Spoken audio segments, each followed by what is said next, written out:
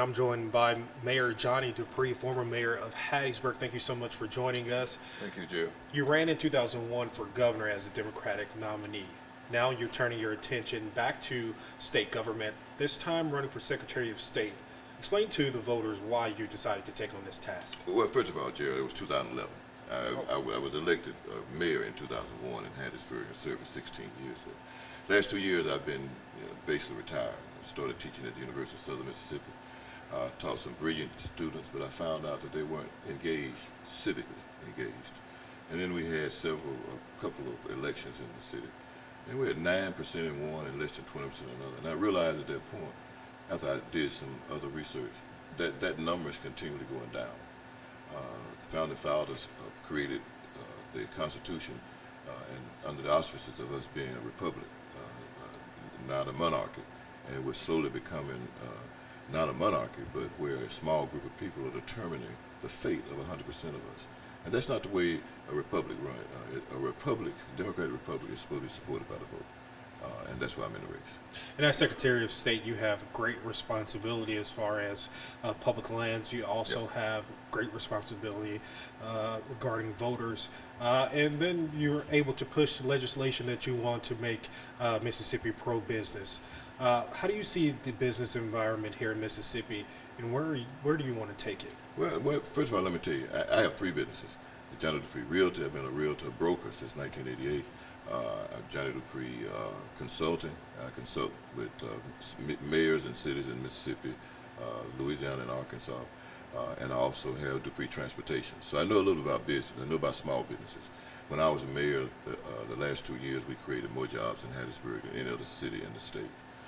We also, when I was on the Board of Supervisors, created a small business incubator, if you will, where we took $700,000 that was going back to the federal government and pooled that with monies from banks, and we have a loan program for small businesses. Those are the kind of things that you do in order to create small businesses. So I have 31 years of working with economic developers, both at the state level, national level, and also on a local level. And so I think I know how to do that. I am certified through the Secretary of State. I'm certified through Mississippi Development Authority, through MDOT. So there are things you have to do in order to grow that small business. And the reality is that most small businesses in America than they are large businesses. But you got to work with it. It doesn't just come overnight, and it doesn't fall from the sky. You got to work with it. And voter participation in Mississippi remains low. Yeah. Everyone who's registered to vote don't go out and vote. Yeah. Why do you think that is? And two, how are you going to impact voter participation? Well, and that's one of the main reasons I'm running. First of all, you got to increase confidence in voting. I think going back to paper ballots, 75% of the U.S. states, of the 50 states, have gone back to paper ballots. What does that do? I mean, you give a post-audit for the election, so it increases their confidence that their vote that they cast is actually the vote that their candidate received. Madison County has gone back to paper ballots. Panola County, you got a pretty rich county and one that's not so rich going back. 16 counties have gone back to paper ballots. I think you need to do that. I think we need to ask our young people, what does it take? Why won't you vote? I received a letter from a student at Mississippi State. She said she registered 349 people, and she could have doubled that if we just had registration online. How easy is that? I mean, everybody uses their smartphone, everybody uses the computer. You have a bank account that you use to do your banking.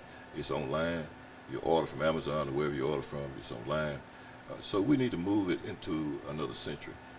When we started this race, we ranked by MIT 43rd in the United States in voting. Now we rank 50. In those few months after the election, the primary, we ranked 50. So we even last in that, and we should be number one in that. We should have open primaries. We should have it where everybody's on one ballot.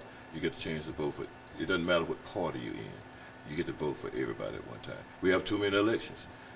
We have an election this year, and we have a next election next year. If we were to move our elections to next year, we would save in Forest County $500,000. Those are the kind of things that we need to do. In order to move our elections forward, we need to have primaries that are 2 weeks longer. Our election should be no excuse voting, where you can go in and vote and don't have to have an excuse to go voting. It's a right, so why do you have to have an excuse to vote? Those are the kind of things that we need to do in order to increase participation, but at the same time increase confidence in the election process. Do you support some type of early voting system here in Mississippi besides those absentee voting? Oh yeah, for sure. That early voting, what I propose is a 2 weeks early voting period. It's called a no excuse early voting period, where you can actually go in because I'm a citizen, because I reside here, I ought to have the right to go and vote. I think we need to look at the purging system. To be purged from the polls because you chose not to vote. In Mississippi this year, just this year, in the past election, there were at least 400,000, at least 500,000 people did not vote. 500,000 people didn't vote. You can't have a democracy that's based on voting when people don't vote. And we got to. And so, look, I've been in this 31 years, and the only major change that I've seen in voting, there's been a few changes, but the only major one I've seen is voter ID. So we've not proposed anything to move us forward in voting. It's not been one that's progressive, and excuse the word, but people don't like progressive, but it's not one that we move people forward and say you have the right to vote.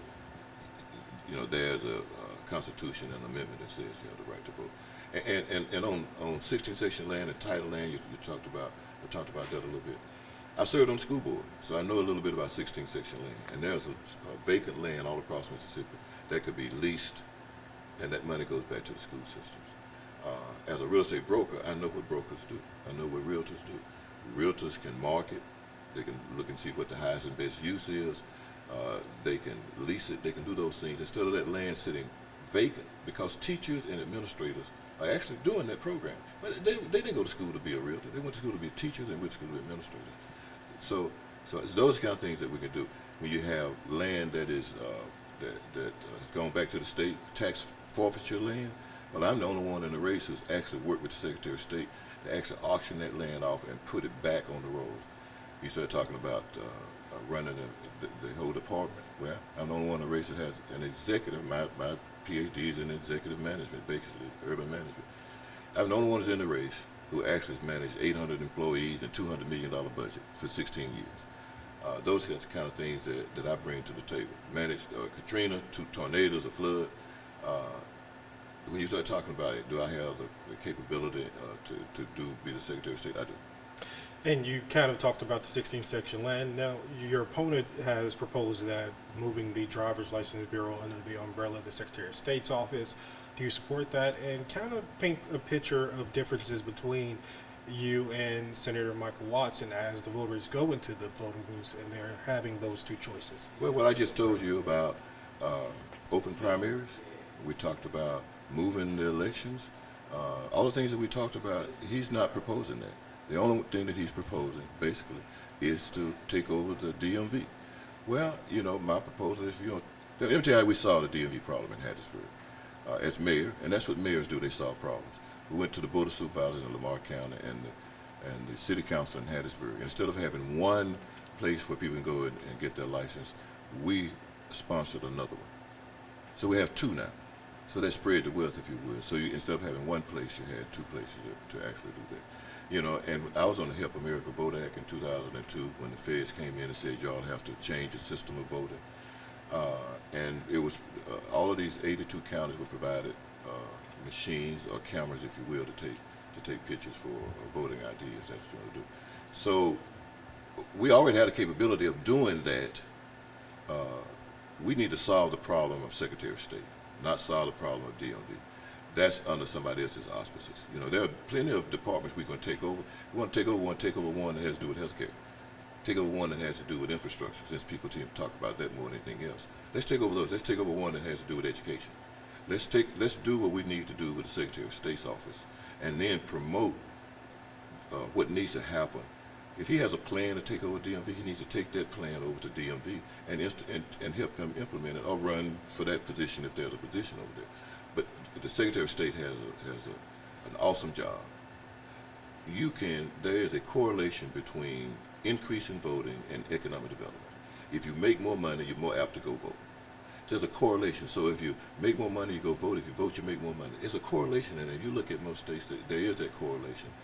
More educated, make more money, they vote. That's what our democracy is, this republic. And let me tell you the other thing is, Venezuela, Hong Kong, Moscow. There are millions of people right now, today, marching in the street. You know what they're marching for? They're marching to get what this experiment that we have called America. They want what we have, the right to vote. They want the right to select, elect the people who are going to direct their lives. And when you do that, you have a real community, because what you're doing now is you're representing what their wishes and their wants and their desires are, and your community thrives and grows after that. You have 30 seconds to talk to the voters out there. What do you want them to know about you as a candidate and your policies and moving forward, the Secretary of State's office under your watch? Well, I mean, I would tell them out there again that I've got 31 years of experience.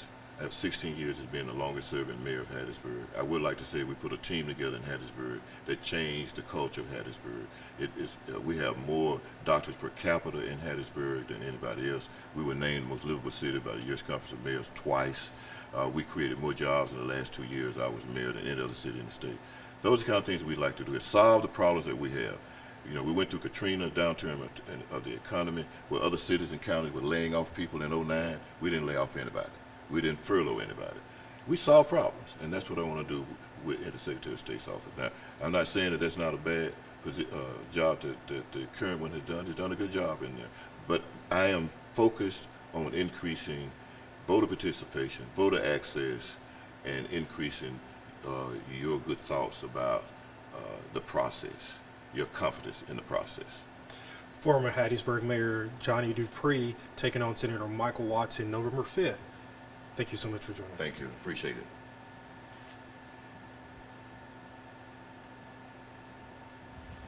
Perfect. All right, man. Awesome.